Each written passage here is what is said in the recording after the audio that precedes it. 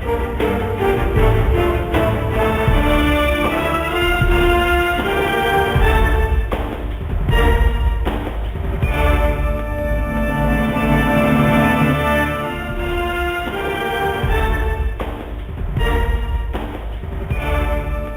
জানাচ্ছি খাতুনগঞ্জ থেকে সাথে আছে আমি শামীম জাহেদি। গত কয়েক বছরে বেড়েছে কিছুটা সফটওয়্যার এবং তথ্য প্রযুক্তি খাতের রপ্তানি, তবে বিশ্লেষকদের মতে সম্ভাবনার তুলনায় এই খাতের রপ্তানি আয় এখনও কম। আজ আমাদের আলোচনার বিষয় তথ্য প্রযুক্তি খাত। এই নিয়ে আলোচনা করতে আমাদের সাথে স্টুডিওতে রয়েছেন তথ্য প্রযুক্তি বিশেষজ্ঞ মোস্তফা জব্বার এবং ভ্যালু প্লাস কম্পিউটার সিস্টেমের ব্যবস্থাপনা পরিচালক নাহিদ আহমেদ। তবে মূল আলোচনা যাওয়ার আগে দেখে নেব একটি প্রতিবেদন। রপ্তানি উন্নয়ন ব্যুরোর তথ্য মতে গেল অর্থ বছরে সফটওয়্যার ও তথ্য প্রযুক্তি খাতে রপ্তানি আয় হয়েছে প্রায় 12 কোটি 26 লাখ ডলার, যা 5 বছর আগে ছিল 3 কোটি 53 লাখ ডলার।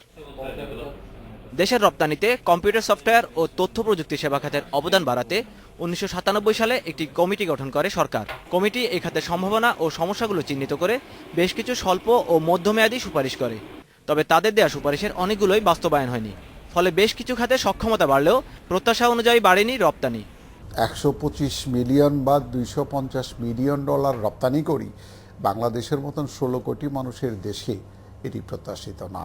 আমাদের চাইতে ছোট, আমাদের চাইতে সক্ষম না এরকম অনেক দেশ আমাদের চাইতে অনেক ভালো করছে। এখাত সংশ্লিষ্টদের মতে গেল কয়েক বছরে সরকারি বেসরকারি পর্যায়ে বেশ কিছু প্রশিক্ষণ কর্মসূচি নেওয়ায় বেড়েছে মানব সম্পদ খাতে দক্ষতা, তবে আইটি পার্ক নির্মাণ সহ অবকাঠামোর সমস্যায় হচ্ছে না বড় বিনিয়োগ। যখনই কোনো বিদেশি কোম্পানি বাংলাদেশে ইনভেস্ট করতে আসে, তাদের কিন্তু প্রথমেই জানতে চায় যে আমরা যে আসবো 5,000 লোক 6,000 লোক হায়ার করব, তাদেরকে আমি কোথায় বসাবো। পার্টিকুলারলি ইনফ্রাস্ট্রাকচারগত দিক থেকে high speed internet, power supply এবং অফিস স্পেস, এই জিনিসগুলো কিন্তু আসলে অন্যান্য দেশেও কিন্তু সরকারই এখানে বড় একটা ভূমিকা নিয়েছে। আয় বাড়াতে খাতভিত্তিক দক্ষতা বাড়ানো প্রয়োজন বলে অভিমত উদ্যোক্তাদের। এখন আমি যদি আজকে গার্মেন্টসে কাজ করি, কালকে ইউনিভার্সিটিতে কাজ করি, পরশু দিন আরেকটাতে কাজ করি, তারপরের দিন ব্যাংকিংয়ে কাজ করি, আমার মধ্যে তো কোনো এক্সপার্টিস হবে না।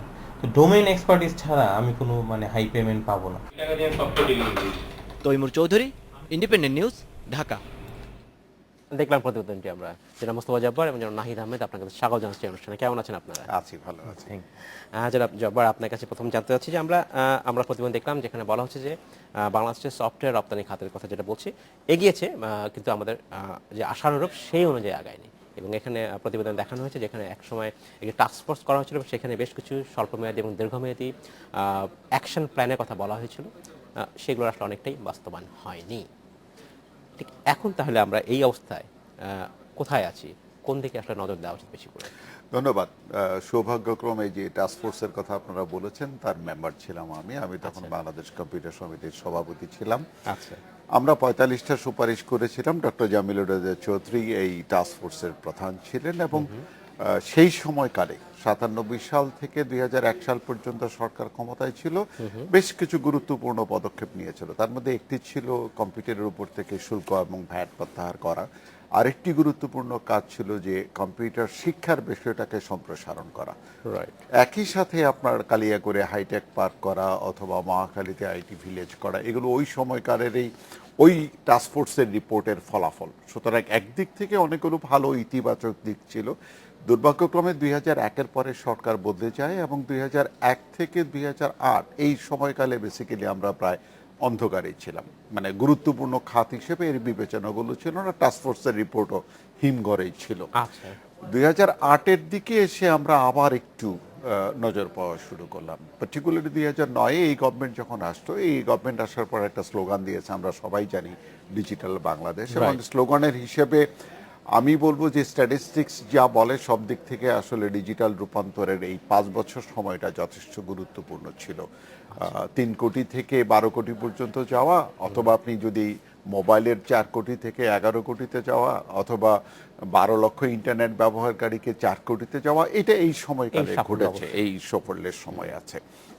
এবং আমি মনে করি যে আমরা গত 5-5.5 বছরে এটা মোটামুটি কাঠামোর মধ্যে এসছি এবং এটির আমরা আরো ভালো করতে পারতাম।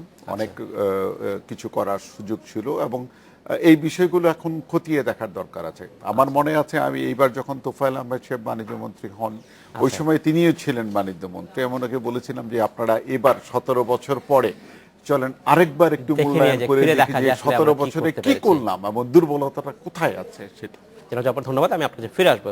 জনাব আহমেদ, আপনার কাছে জানতে চাচ্ছি যে একজন আইটি খাতের একজন সফটওয়্যার এন্টারপ্রেনার হিসাবে ঠিক এই মুহূর্তে আপনারা কি ধরনের সমস্যার সম্মুখীন হচ্ছেন, যে কোথায় আমরা এগোতে গেলে কোথায় বাধাটা কোথায় এই মুহূর্তে যদি বলি আমরা? ইন্ডাস্ট্রির পার্সপেক্টিভে যদি দেখি, জি। মানে not as an individual company, Absolutely. Individual company তো তার নিজস্ব সমস্যার সমাধান নিজে বিভিন্নভাবে সব ধরনের সমস্যার সমাধান করার চেষ্টা করবে। ইন্ডাস্ট্রির পার্সপেক্টিভে আমার একটা সিরিয়াস অবজারভেশন হলো যে আমাদের ইন্ডাস্ট্রির যে এক্সপোর্টের যে কম্পোজিশন, Right. এটা just reverse to what is the composition in India. For example, নেসকমের রিপোর্টে আমি দেখেছিলাম যে ইন্ডিয়াতে সফটওয়্যার থেকে যেই এক্সপোর্ট প্রসিড আসে, দ্যাট ইজ অনলি 15%। বাকিটা কোত্থেকে আসতেছে? Business process outsourcing, call centre, a lot of other things. Right. আমাদের এখানে আমাদের যে এক্সপোর্টের প্রসিড, তার 64% আসে সফটওয়্যার থেকে। আচ্ছা, সো আমাদের হিউজ পোটেনশিয়াল, সেইখানটায় আমরা পিছিয়ে আছি তাই না? হিউজ পোটেনশিয়াল যেখানে আছে, যেখানে আপনার human resource is a critical factor. Right. যেখানে জবর ভাই আমাদের প্রোগ্রামের আগেই বলতেছিলেন যে যেখানে গ্রাফিক ডিজাইন বলেন, কাস্টমার কেয়ার বলেন, এই ধরনের যে ইয়েতে আছে, ওখানে আমাদের কোনো ধরনের ফুটপ্রিন্টই নাই। সো কম্পোজিশন যদি আপনি ইন্ডাস্ট্রি চেঞ্জ করতে চান, তাহলে you have to take massive initiative from the government to identify what are needed. আর ওইটা যদি আমরা না করি, আপনি সফটওয়্যার থেকে মেসিভ কোনো গ্রোথ পাবেন না। হ্যাঁ, ইন্ডিয়াতেও নাই। আচ্ছা। 15% of the total export software. Right. So suppose আপনার 64% সফটওয়্যার, আপনি ওখান থেকে তো মেসিভ গ্রোথ পাবেন না। মেসিভ গ্রোথে যেখানে ম্যান পাওয়ার ইউজ হবে, ওটা হলো আপনার বিভিন্ন বিজনেস প্রসেস যেখানে আপনি পার্টিসিপেট করবেন। Now Indians are thinking in terms of business process management. আপনার অ্যাকাউন্টিং পুরোটা আমি ম্যানেজ করে দিব। You don't need to think about accounting, I will take care of it. আর আমরা চিন্তা করতেছি যে আমাকে কিছু কাজ দেন, will do your voucher recording, business process outsourcing. So Indians are moving ahead.